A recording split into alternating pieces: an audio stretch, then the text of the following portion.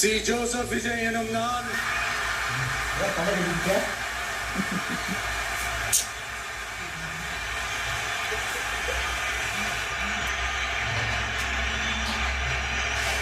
சட்டப்படி அமைக்கப்பெற்ற இந்திய அரசியல் அமைப்பின்பால் உண்மையான நம்பிக்கையும் மாறா பற்றும் கொண்டிருப்பேன் என்றும் இந்திய நாட்டின் ஒப்பில்லாத முழு முதல் ஆட்சியையும் ஒருமையையும் நிலை நிறுத்துவேன் என்றும்